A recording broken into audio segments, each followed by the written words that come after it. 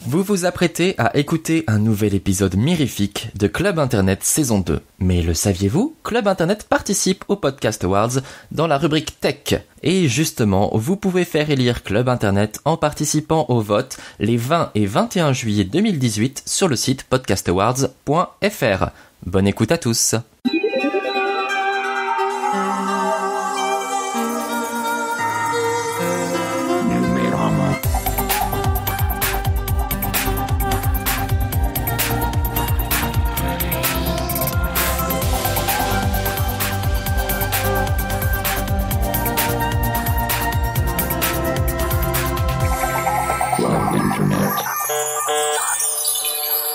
Bonjour à toutes et à tous et bienvenue dans Club Internet, le podcast de Numérama où l'on vous parle de numérique, de science et autres aventures mirobolantes de la tech. Nous sommes dans le 3e numéro de cette 2e saison de Club Internet appelée Wonder Woman Edition où l'on vous parle en fait des liens entre les femmes et la technologie.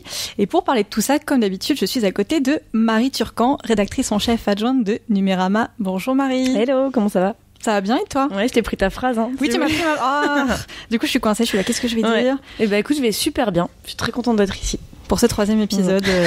Justement, pour ce 3e épisode, nous ne sommes pas seuls autour de cette table puisque nous recevons aujourd'hui Marion Montaigne, qui est illustratrice et autrice de bande dessinée. Bonjour Marion. Bonjour. Comment vas-tu ? Oh, ça va pour l'instant. On a parlé de la météo déjà en off, on connaît très bien tout ce qu'il faut savoir sur la clim. Sur la climatisation, exactement. Vous avez loupé cette information cruciale. Et autrice ou auteur Ça dépend. Non, je crois que maintenant c'est autrice, parce qu'on s'est rendu compte que ça a existé et certains trouvent auteureux pas belle, une pas expression beau. Pas très beau, pas beau, pas belle. Pas beau. Donc avant on disait auteureux, maintenant on dit autrice. Tu préfères quoi ? Oh, la question. La question. Ça m'est un peu égal. Ouais. Donc on peut continuer sur autrice. Autrice. On continue sur autrice. Très bien. On va s'habituer. Et bien justement, donc Marion Montaigne qui est autrice de bande dessinée, on peut aussi te retrouver sur ton blog qui s'appelle Tu mourras moins bête, où tu as un petit personnage qui est assez connu, c'est le personnage du professeur Moustache. Alors est-ce que tu peux nous raconter un peu plus ce qui se passe sur ce blog et qu'est-ce que tu fais en général dans la vie ?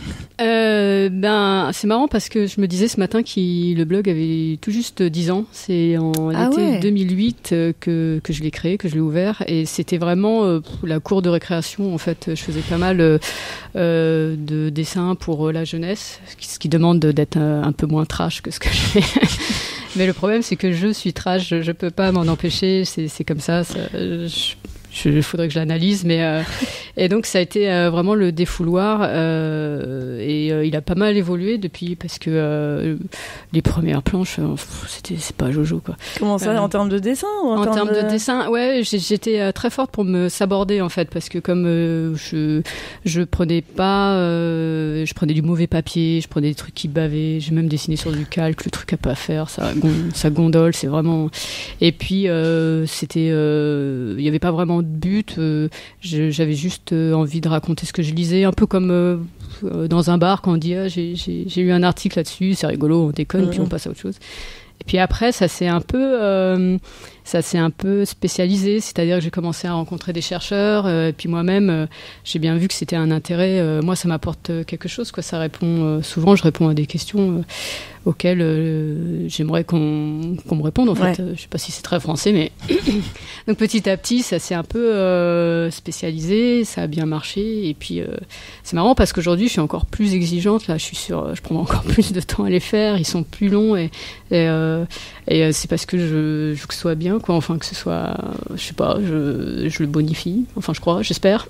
Ça prend combien de temps au début, ça te prenait combien de temps, et maintenant, ça te prend combien de temps une planche entière ? Enfin, pas une planche justement, mais une BD entière. Alors, dans la fougue, au départ, j'en faisais plusieurs par semaine parce que ça me faisait marrer, mais ils étaient très courts. Je rebondissais sur une seule information.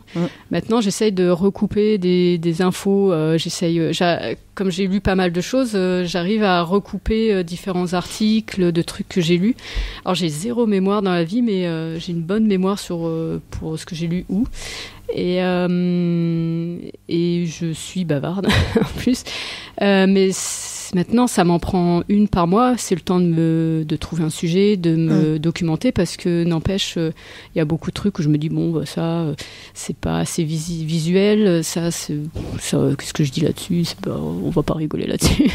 Donc c'est important quand même de pouvoir en rire. La manière dont, enfin, quand tu te poses une question métaphysique ou pas métaphysique d'ailleurs, tu te dis avant de l'écrire ou de le rédiger, tu te dis est-ce que ça va être drôle ou est-ce que je vais pouvoir mettre des punchlines ou est-ce que je vais pouvoir mettre des petites tubs. Oui, oui, vous avez vu le dernier. Ah ouais, j'en ai mis pas mal. Attendez, des tonnes mignonnes, faut pas. Des petites tonnes mignonnes. Faut pas aller trop loin. Oui, donc la question c'est. Est-ce que l'humour c'est important ? Oui, c'est important. Moi, dans ma manière de faire, c'est important. Je me pose aussi des questions sur pourquoi j'ai besoin de. On se pose pas mal la question au bout d'un moment.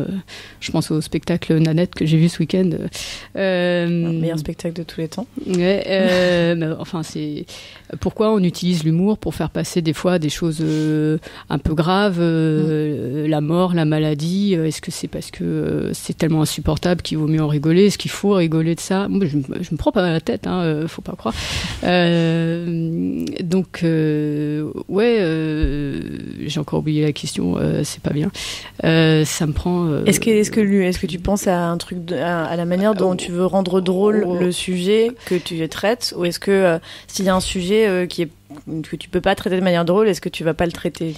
Il y a des sujets que je trouve difficiles à traiter de manière drôle, surtout, par exemple, moi, on m'avait proposé de parler de la stérilité des adolescents quand ils ont un cancer, par exemple. Ah oui, c'est pas... Et j'avoue que c'est délicat quand même. Et puis moi-même, je me pose même pas la question. Enfin, on pose à ces enfants des questions que je me pose même pas à 40 ans. Et non, c'est quand même difficile de rigoler de tout. Après, ça dépend, moi, comment je me place là-dessus. Il y a des sujets, je sais que ça va, tout le monde, beaucoup de gens sont très crispés sur ces sujets-là. L'évolution, la sexualité, il y en a qui sont au taquet. Des fois. Est-ce qu'il y a des platistes qui disent non, la Terre n'est pas ronde, Marion, arrêtez. Oh non, quand même pas. Non, je pense que je me fais pas trop démonter sur les commentaires. J'ai l'impression que je sais pas pourquoi, ou alors ça fait longtemps que j'ai pas regardé mes commentaires. Si ça se trouve, il y a ça aussi. Non, mais parce que c'est vrai qu'en tant que femme qui écrit sur la science, tu es potentiellement une cible assez privilégiée. Mais beaucoup croient que je suis un homme, en fait. C'est ça. Parce que j'ai un dessin assez agressif, donc je suis pas une femme, en fait. Enfin, c'est surtout un personnage qui s'appelle Professeur Moustache. Personnage masculin, du coup. Peut-être que c'est pour ça, tu penses ?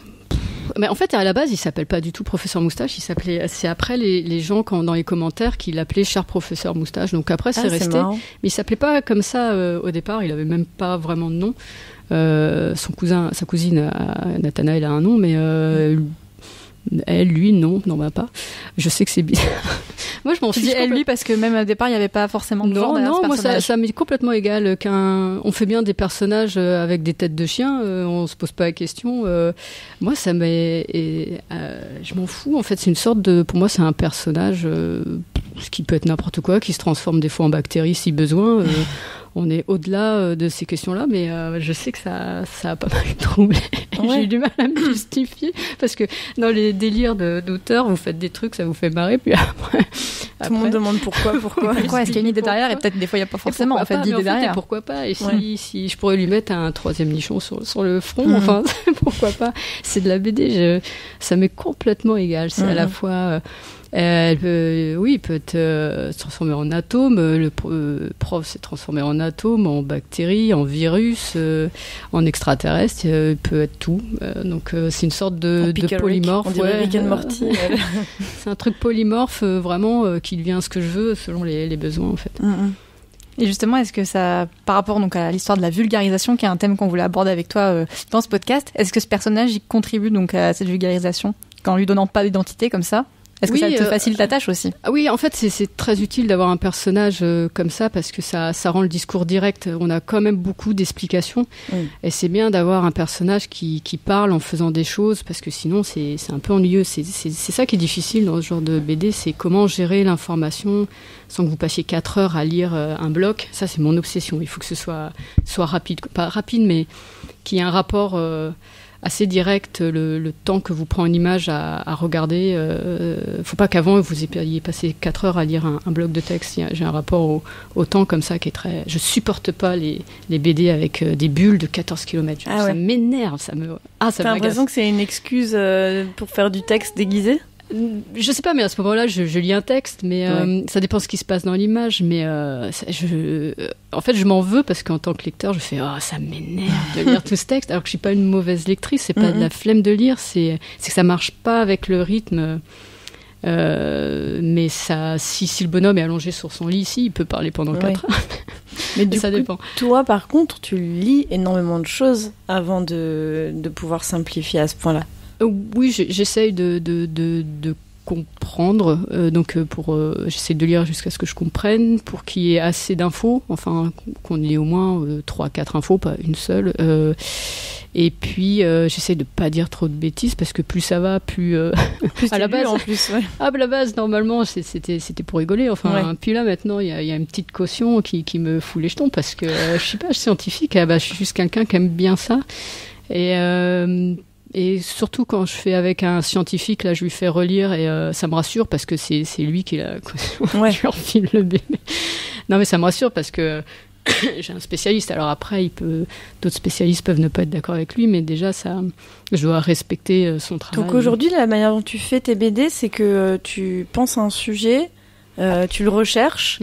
Et ensuite, tu dessines, tu écris, et ensuite c'est relu par...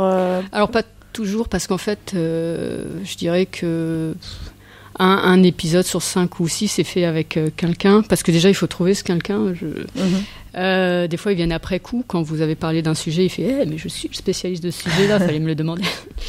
Mais c'est un processus plus long parce que je le fais pas à chaque fois parce qu'il faut trouver la personne, il faut aller le voir, il faut trouver une date.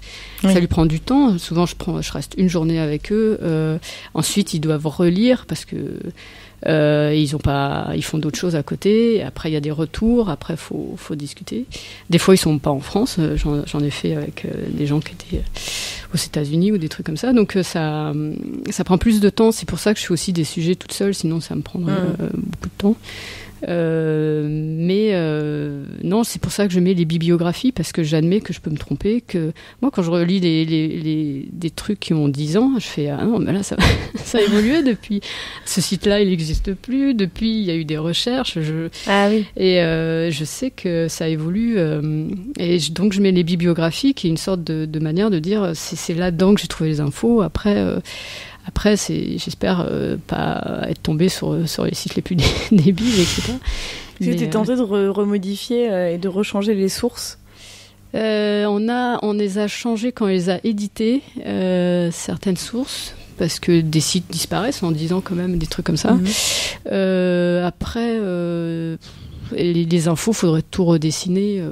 Je pense à l'organe vestigial, tout ce qui est les parties du corps qui disparaissent parce que ça nous sert plus. En fait, on se rend compte que l'appendice, depuis, par exemple, si, on sait que l'appendice, on commence à comprendre à quoi ça sert. Donc, faudrait que je redessine tous ces articles-là. Et du coup, c'est intéressant dont tu parles parce que donc on parle de vulgarisation scientifique, mais finalement. Toi-même, tu n'es pas sûr qu'il n'y ait pas d'erreur dans ce que tu fais. Non. En fait, c'est quasiment impossible quand on fait la vulgarisation, quelque part, d'être sûr de tout ce qu'on va dire. Ah non, et puis même, c'est un angle. Je sais qu'il y a des chercheurs j'ai assisté à une soutenance de thèse et l'intro, c'était simplifier, c'est mentir. Donc là, j'étais comme ça. Et à tous les journalistes aussi. Donc, évidemment, c'est un point de vue aussi. Après, je me dis que le style du dessin montre un peu que c'est pas non plus... c'est pas le site d'Harvard, quand même. On se rend compte que c'est un peu déconnant. Donc ça t'arroge un peu un droit à l'erreur un peu plus... l'erreur, je sais pas, c'est... oui, j'espère. Non, mais peut-être que les gens sont moins exigeants en voyant ça. En voyant le style, en fait, je veux pas qu'ils se disent c'est un truc d'université qui se prend très au sérieux. Enfin, il y a le ton aussi. Si j'arrive en me disant j'ai bac plus 12 et je vous fais ça, c'est quand même un professeur qui va découper des gens avec des trucs qui explosent, avec des gros gags bien débiles. C'est pas que ça va dire des bêtises, mais après j'ai l'impression qu'il y a une sorte d'humilité dedans, ou enfin j'espère, mais ça a peut-être dépassé le but original.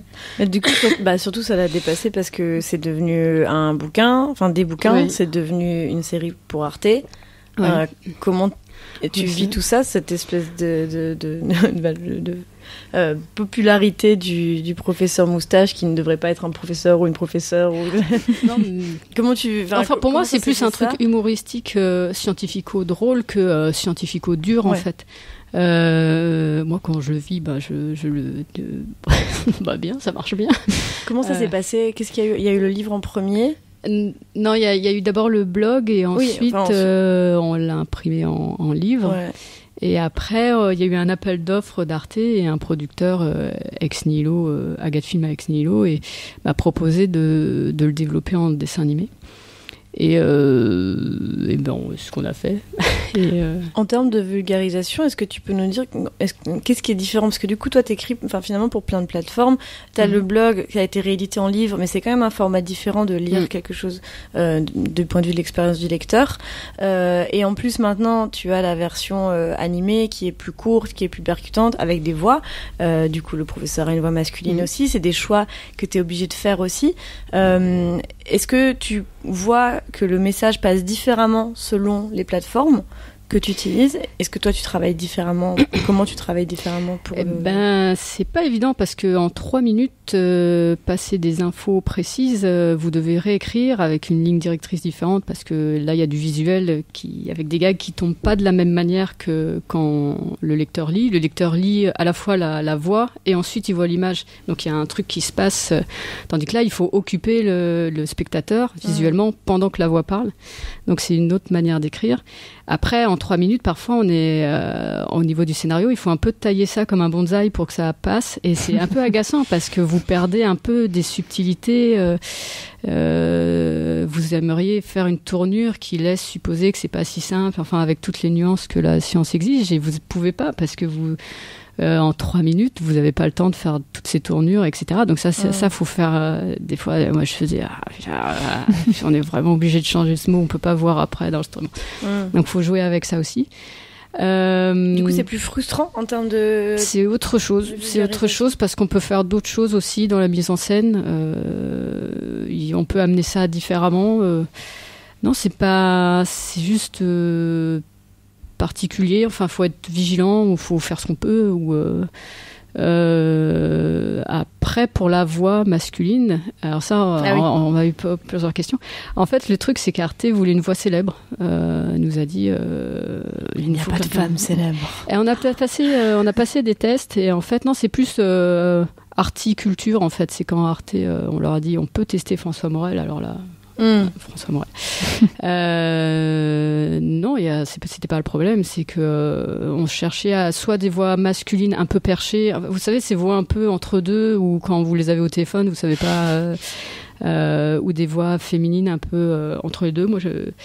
Et en fait, Morel quand il perche un peu, on peut vraiment.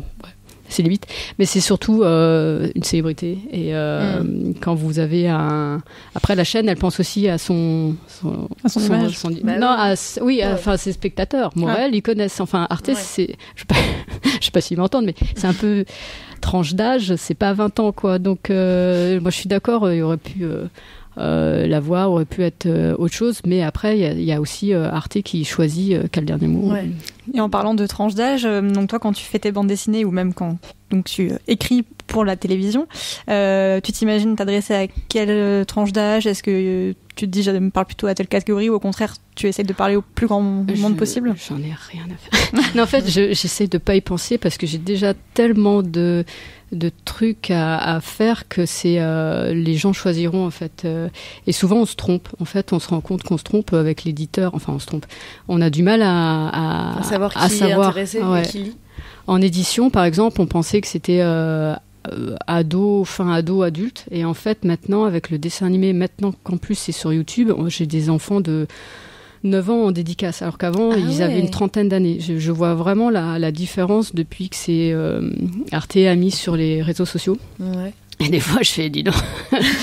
Ouais, c'est un peu chaud. Et ça a vachement rajeuni Internet. C'est hallucinant. J'ai plus la même population donc c'est pas tant le format, parce que tu étais sur Internet il y a 10 ans. Ton blog était techniquement sur Internet. Mais c'est plutôt l'image et la vidéo, ou c'est plutôt les réseaux sociaux? Je crois que c'est vraiment YouTube.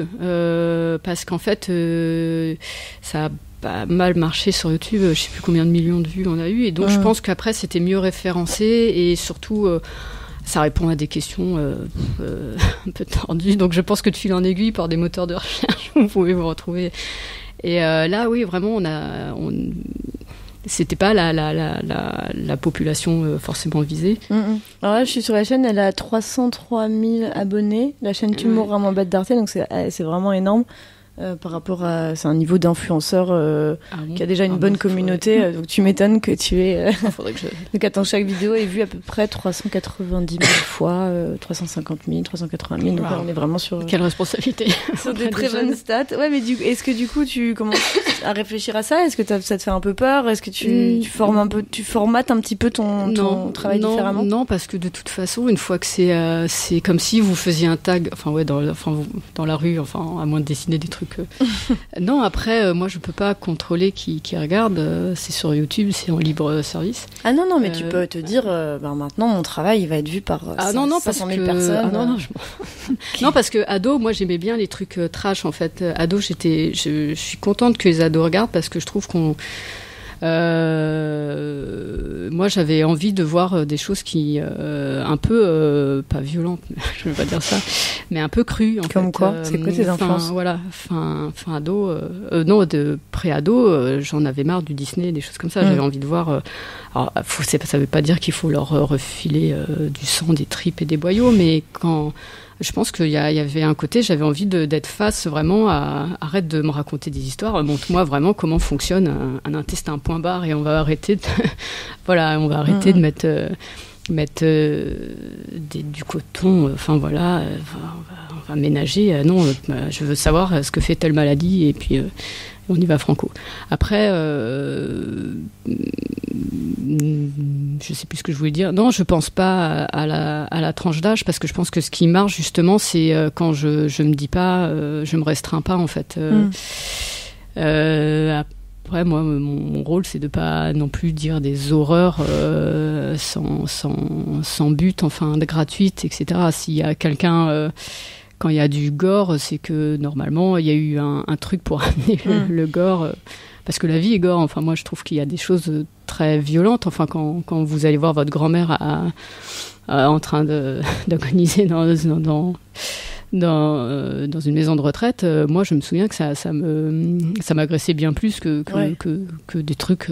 En plus, si vous l'enrobez avec du sens et de l'humour, c'est une manière de tous rire de ce qui nous fait peur, etc. Donc et puis c'est une manière de parler de son corps, de dire un peu les choses comme elles sont et de désacraliser le corps et de prendre conscience de ce qu'on a et que c'est pas crade ou que c'est pas... c'est aussi je trouve que ça participe un petit peu d'un mouvement d'apprendre à se connaître soi, alors qu'on est beaucoup dans une société de l'apparence, beaucoup dans un truc où on doit être super propre aussi. Tout doit être nickel. Puis, c'est d'une violence. Moi, je parle avec des chercheurs. Ils sont. Quand vous commencez vraiment à mettre les mains dans le cambouis, quand vous voulez vraiment soigner, étudier quelque chose, vous avez des aspects que personne veut voir. Enfin, c'est... Comment ça ? Par exemple, j'ai parlé récemment à un anatomiste qui, par exemple, pour faire des crash tests, il faut parfois faire des tests sur des cadavres. Donc, vous voyez, on a l'impression que c'est magique, la science. Elle va nous trouver des médicaments, elle va nous trouver des sièges de voitures qui vont se déformer pour pas qu'on soit blessé, mais derrière, il faut se confronter à un moment ou à un autre à la réalité. Je suis en train de bousiller l'ambiance. Et moi, je trouve qu'on vit un peu comme des gamins gâtés, en fait. On est vraiment des enfants gâtés face à tout ça. Enfin, on a mal au cou, un truc quelque part, on va chez le médecin, on exige qu'on nous soigne, etc. Alors que quand vous y intéressez un peu, vous vous rendez compte qu'il y a beaucoup de choses qu'on comprend pas, il y a beaucoup de choses on n'est pas sûr, on fait ce qu'on peut, on fait des médicaments, tout le monde n'y sera pas sensible, etc. ou différemment. Et j'ai vraiment l'impression qu'il y a une sorte de mentalité magique, enfin de pensée magique, que la science c'est comme un papa qui va nous guérir et nous sauver, alors qu'elle en bave aussi de son côté. Mais peut-être parce que c'est justement trop dur de se confronter à tout ça, et que si on pensait vraiment parce que c'est aussi une manière d'avancer un peu dans l'ignorance et en vivant heureux, plutôt de se dire oh là, tout ce qui est en train de se passer en ce moment dans mon corps, c'est terrible. Oui, je comprends, mais moi plus j'en vois dans les labos, plus je me dis que ce que je dessine c'est vraiment gentil. Ouais. Je vous assure. Finalement, c'est pas si trash. Des fois on me dit qu'est-ce que t'es trash, et je fais viens avec moi, viens, on va aller 2 jours avec cette personne qui fait ça, et tu vas voir si je suis trash. Je t'ai mis le moins trash que... mais je peux vous raconter des trucs 10 fois plus trash. Ouais, nous on veut des trucs trash. non, mais ouais, c'est quoi le truc le plus surprenant, qui t'a le plus marqué ces derniers temps, que t'as fait en recherchant, pendant tes recherches? Il y a plein de trucs. Là, je sors plutôt des astronautes, donc il faut que je passe à autre chose. Surprenant dans quel sens Je sais pas, tu disais qu'il y avait plein de trucs hyper trash. Non, mais même dans les livres, ce qui est rigolo, c'est l'époque où il n'y avait pas vraiment d'éthique, où les gars testaient sur eux-mêmes. Ils allaient vraiment... Ça existe toujours, d'ailleurs. Ouais. Très rare, mais il y a un biohacker récemment qui s'est donné la mort, il me semble, en faisant une expérimentation sur lui-même en public. J'ai plus son nom, mais je me souviens qu'on en avait parlé sur Numérama. Ouais. Ah oui, mais il y en a beaucoup qui le faisaient avant. Maintenant, peut-être qu'il y a des normes où ils font pas n'importe quoi. Y a peut-être ça existe toujours, visiblement. Ça existe. Mais c'est incroyable d'être... Soit il était suicidaire. Non, j'ai pas suivi ça. En tout cas, il était connu pour... il avait créé une entreprise. C'est pas sûr qu'il s'est changé la flore intestinale en entier? Alors, ça, je savais pas. Non, je crois pas que c'est celui-là. Lui, c'était vraiment, il se testait, enfin, il s'était injecté, donc avec une piqûre, tout simplement, mais je me souviens plus qu'est-ce qu'il s'était injecté exactement comme produit. Et puis, en fait, il en est décédé, tout simplement. Ah oui, quand même. Et bon, c'est quand même un exemple, en plus un peu marquant, dont on avait parlé, parce qu'il y a le côté à la fois start-up, mais en même temps, biohacker, un petit peu le croisement de ces deux univers. Alors, il s'est injecté un traitement expérimental contre l'herpès. Apparemment, et ensuite un autre employé d'entreprise avait fait la même chose avec un traitement expérimental contre le VIH. On est dans des bons traitements expérimentaux.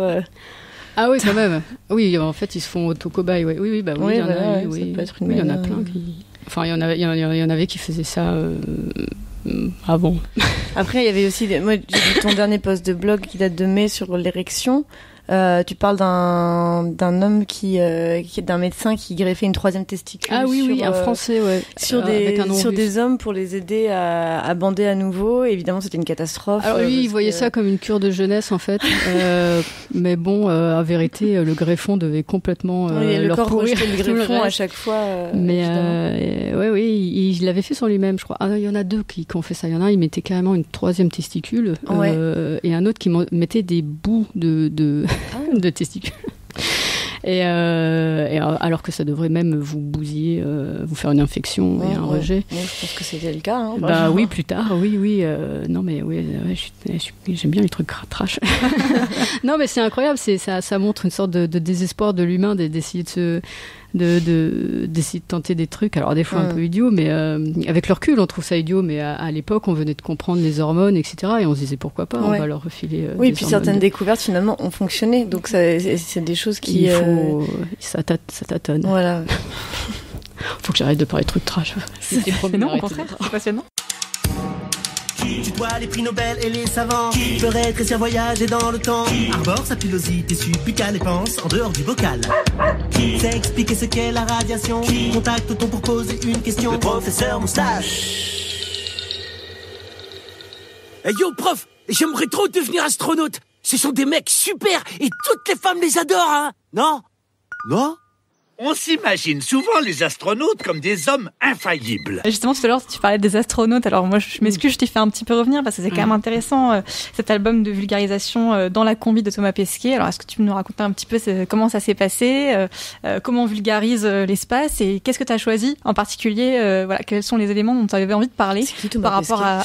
Ah oui, c'est vrai, j'ai même pas fait de le présenter. On n'a pas beaucoup entendu parler ces derniers temps. C'est un petit mec. Un petit mec qui est parti dans l'espace, je crois. C'est drôle parce que c'était... alors comment ça s'est passé à la rentrée 2015, je venais de sortir un tome 4 de D'humour en moins bête. On venait de finir la saison qui allait être diffusée plus tard. Moi, j'avais fait de la promotion et j'en avais ras le bol.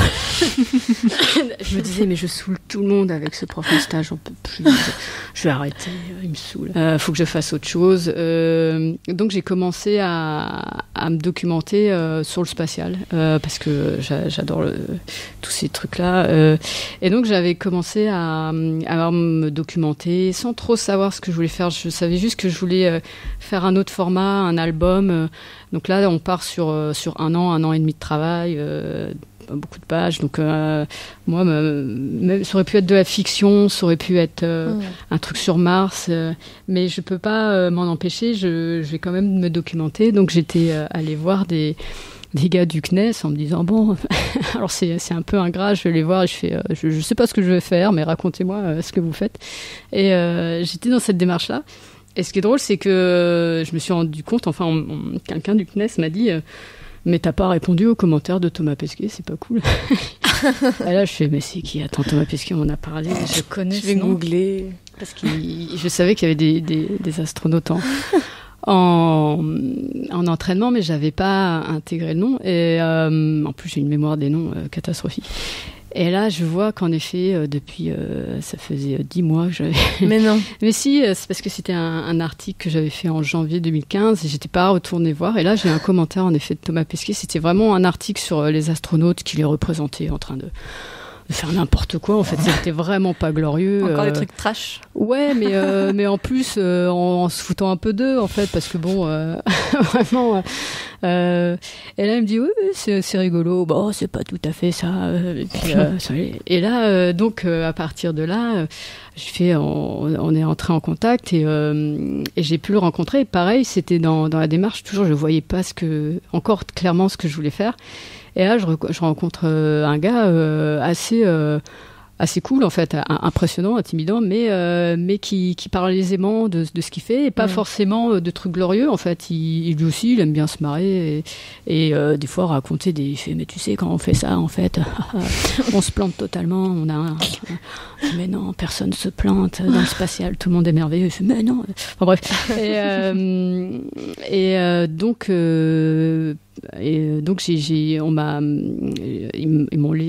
il m'a proposé d'aller voir un entraînement à Cologne. Donc là, c'est super. Donc et là, je me suis rendu compte que ça n'avait rien à voir avec ce qu'on s'imaginait, quoi. J'ai commencé à me dire, ah oui, quand même, c'est pas l'étoffe des héros dans le sens vraiment action tous les jours, quoi. C'est vraiment beaucoup. C'est vraiment varié, quoi. C'est très, c'est beaucoup de boulot, c'est beaucoup de choses à intégrer, c'est beaucoup de gens autour de vous, c'est plein d'étapes de préparation, c'est compliqué. Et là, je lui ai demandé est-ce qu'on peut faire une BD. Et, le truc, c'est que pareil, j'allais pas faire un professeur. Et je lui ai dit est-ce que ça t'embête si c'est ta tête? Est-ce qu'il y a un problème si t'es ok, s'il y a ta famille qui est représentée, etc. Et il fait ouais, ok. Okay, bon. Par contre, j'ai dit je te ferai relire parce que moi-même pour voir. Et donc on est parti comme ça et c'était un an avant le décollage et c'était vraiment génial parce que à partir de là, il a dit non mais il faut que s'il faut faire ça bien, il faut que tu ailles aussi à Houston, à Baïkonour et à Moscou. Je fais ok. D'accord, je vais dealer une enveloppe avec mon éditeur, qui au début, Thomas Pesquet, pareil. Bon, d'accord, un truc sur les astronautes, ça peut être intéressant, mais on n'avait pas vraiment anticipé que ça deviendrait ce succès-là, parce que moi j'avais suivi l'émission spatiale de 2008. C'était en 2008, je crois. Il y avait Léopold Héard. Je ne veux pas dire de bêtises, mais j'ai pas le souvenir que ça avait fait autant de bruit un astronaute français. Là, c'est vraiment la génération qui a intégré les réseaux sociaux. Donc, oui, mais lui aussi même les intégrer. Donc ça en jouait pas mal, le fait qu'il publie plein de photos sur Twitter, qu'il parle un petit peu aux gens. Et justement, comme tu le dis, d'une manière un peu plus cash et un peu plus, j'ai le droit de me tromper, un peu plus drôle, qui fait que ça renforce une proximité et ça peut rendre le contact plus intéressant et du coup nourrir encore plus l'engouement. De faire d'être sur les réseaux sociaux. Ouais. Ah oui, que lui ait été aussi très joueur de ce côté-là, quoi, de ce côté transparence. Je suis un mec sympa. Mais je pense aussi qu'il y a, enfin lui, c'est ce qu'il dit, c'est que enfant, lui, il aurait aimé qu'il y ait autant d'images, quoi, parce que comme c'est des gens qui rêvent depuis qu'ils sont gamins de faire ça, ils se disent mais j'aurais adoré avoir un journal d'un gars qui est dans l'espace, etc. Et surtout, nous, on pense que c'est secret défense, quoi. Enfin, moi, j'étais persuadée qu'on n'avait pas le droit de faire ce genre de photos parce qu'il fallait que ça passe par des process, des machins, et que alors que là, lui, on dirait presque qu'il est à sa fenêtre en train de prendre une photo. Oui, c'est ça. Oh bah la Terre, c'est pas secret défense, sauf si vous photographiez un site réseau de 51, ou un extraterrestre, mais sinon, non, ils peuvent photographier.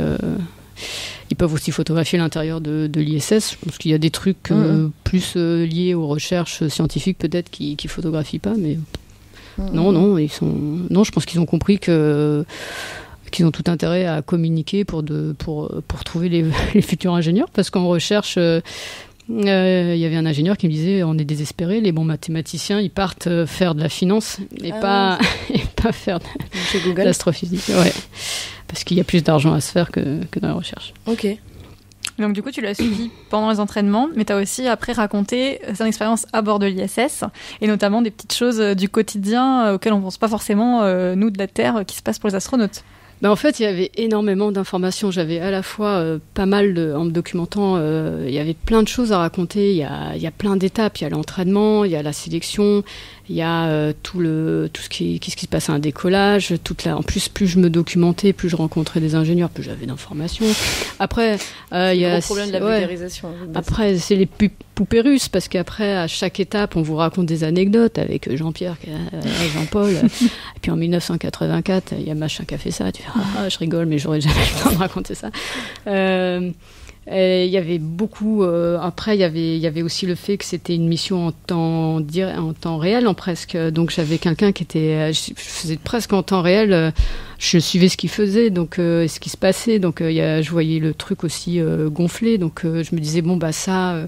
Je vais pas concurrencer les photos, par exemple, où faut que je traite de cet aspect médiatique aussi, parce que je l'ai vu se faire.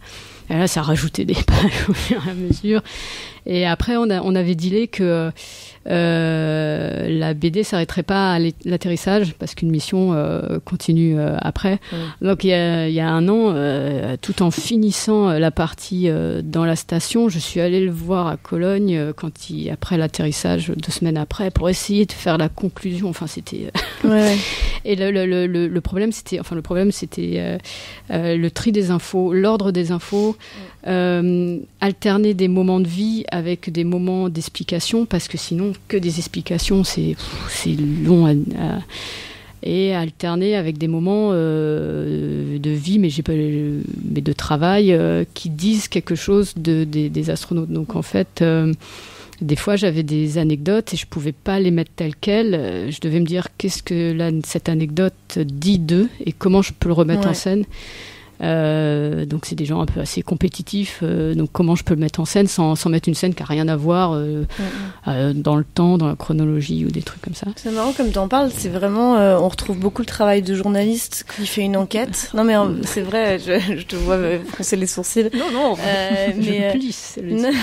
C'est que le côté on apprend à écrire une enquête, c'est pareil, c'est le côté on peut pas donner que des informations brutes, donc il faut se trouver des scènes du quotidien, il faut faire parler des gens mais pas trop, il faut trouver le bon exemple, la scène vivante qui va faire que les gens se font pas chier, et en même temps tu continues avec des explications derrière, et en fait tu fais un espèce de travail en plus de l'artistique, d'un vrai travail journalistique de raconter des choses tout en étant sourcé. Enfin, à un moment, est-ce que tu te sens journaliste? Ah bah j'ai jamais fait d'études journalistes, je sais pas.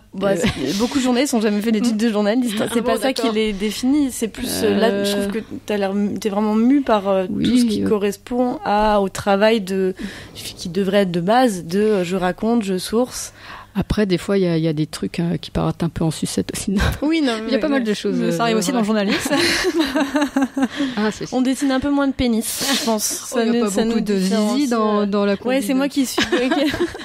Attendez, on va croire que Thomas Pesquet est nu dans une planche sur deux. Une fois sous la douche, mais c'est vraiment, on voit rien. Il y a beaucoup de mousse. Oui, bah peut-être, oui. Mais c'est vrai qu'à ce niveau-là, c'était presque. C'était pas une fiction puisque j'avais quelqu'un vraiment qui existait. En même temps, moi, mon obsession, c'était vraiment, par exemple, je me suis retrouvée. J'aurais pu faire un reportage, mais ça aurait été autre chose. Ça aurait été un auteur de BD parmi les astronautes, et j'aurais eu à me gérer en tant que personnage. Et je me trouve pas un peu intéressante comme personnage. Je me serais dessinée en train de faire tout le temps. C'est Mathieu Sapin qui l'a fait dans le mais château. je trouve ça dur de gérer son personnage. En fait, faut en faire quelque chose. Et puis évidemment, vous n'êtes pas dans. Enfin, le fait d'être auteur de BD, c'est la même chose que les réalisateurs qui étaient avec moi ou avec qui je voyageais. On était tous c'est pas banal. Enfin, c'est des gens qui sont pas dans leur milieu, donc ça n'aurait pas apporté grand-chose. En fait, j'aurais eu à me gérer moi, et en plus dans la temporalité, j'avais envie d'aller dans le passé. Puis en plus, faut dessiner ma tronche. C'est pas un exercice auquel t'as envie de te prêter? Peut-être pour un autre truc, mais en fait, je me souviens, à un moment, j'étais à Cologne. Ça faisait 1 heure que j'étais dans le bureau avec Thomas. Il était en train de m'expliquer avec une capsule Nespresso et une orange comment la capsule spatiale revient sur Terre. Alors en plus, ça ressemble à une capsule Nespresso. Il explique et tout. Et là, je me suis dit, il est hors de question que dans cette BD, je le dessine à son bureau en train d'expliquer ça, parce que ça va faire exactement ce que je déteste, la bulle de 4 km. Ouais, c'est ça. Je me dis, il faut que j'arrive, ce qu'il me raconte, à le remettre en scène dans un autre truc. Et j'étais comme ça, je suis putain. La panique devant l'orange. Mais après, je me disais, c'est dommage parce que ce serait drôle de le représenter en train d'expliquer avec une orange. Putain, il a dessiné sur une pomme, quoi, avec un stylo bic pour faire les méridiens et tout. Ce mec, il a bousillé sa pomme. Une pomme, une orange. Non, mais il fallait le soleil, il fallait tout le système solaire. Parce que c'est un panier de fruits en fait. En fait, c'était une planète. Non, je sais. Après, c'était un peu dommage parce que ça montrait aussi quelque chose de lui, d'aimer expliquer, etc. Mais ça, je me disais, il va falloir que je le remette autrement. Et là, c'est la prise de tête toute seule dans son coin. Mais c'est ça qui a été vraiment compliqué. L'autre truc, c'est comment représenter des gens que j'ai vus. Moi, je sais comment Thomas est avec les journalistes ou moi, mais je sais pas comment il est là-haut avec ses collègues, comment ils se parlent, est-ce qu'ils font salut Peggy, je sais pas quoi, j'étais comme ça. Du coup, le tome 2, tu repars avec lui pour avoir je peux pas, moi pour thème BD dans. Non. Et justement, parlant de la suite, est-ce que tu as d'autres petits projets ou grands projets en tête? Là, j'écris un dessin animé. J'essaie d'écrire un dessin animé avec mon mari, lui qui est réalisateur de dessins animés. Mais c'est long. Enfin, je le dis, un long métrage. Okay. Mais c'est long aussi. Mais c'est un long processus. Là, je sais. Donc je sais même pas. Enfin, c'est long. T'as pas même pas d'idée de où tu vas le diffuser encore? Non, il faut. Non, j'ai un producteur. On discute avec une chaîne, mais c'est des processus longs là. Alors la BD c'est super rapide à côté. Ah ouais. Alors que bon. C'est. Du coup, là, t'es sorti un peu du cyclone médiatique, tout ça, et tu prends un peu de temps pour me ressourcer. Non, mais c'est vrai, en plus. À la campagne. Oui, voilà, de reconsidérer mon existence. Non, mais c'est vrai que moi, il y a des auteurs qui ont plein de projets, si ça se mélange, moi pas du tout. Pendant 2 ans, j'ai pensé qu'astronaute manger. J'ai rêvé de capsules. Je suis monomaniaque. c'est un projet à la fois. Je perds 2 kilos, je dors plus. Comme Marion Cotillard quand elle essaie de sortir d'un... Et après, il me faut du temps pour trouver un sujet parce que je sais que ça va être un an où je vais en baver et tout. Je vais me rendre malade, etc. Non, c'est pas... C'est un sacerdoce. Mais en tout cas, du coup, merci d'autant plus de nous avoir consacré une petite demi-heure dans ce temps. Non, mais là, je suis en phase de... Elle est entre 2 films, comme Marion. Entre deux films. Très bien. Cotillard qui a dû aller se faire exorciser, il paraît, pour qu'Edith Piaf sorte de son corps. Non, c'est... Je crois qu'elle a dû s'en débarrasser de manière... cathartique. Par un exorcisme. Oui. Mais je dis peut-être un gros fait. On fera des recherches, on va vérifier. Un follow-up sur numérama.com. Tout à fait. Ils en ont parlé. L'article pas du tout bizarre. Conclusion originale pour clôturer clore plutôt, parlons bien. Pour clore ce dernier épisode, je recommence. Conclusion originale du coup pour clore ce 3e épisode de la 2e saison de Club Internet. Nous avons donc reçu Marion Montaigne. Merci encore de nous avoir raconté toutes ces histoires mirobolantes. Avec plaisir. Merci Marie. De m'avoir accompagné pendant ce m'avoir podcast. écouté aussi. Hein. Vous n'avez pas le choix de toute façon.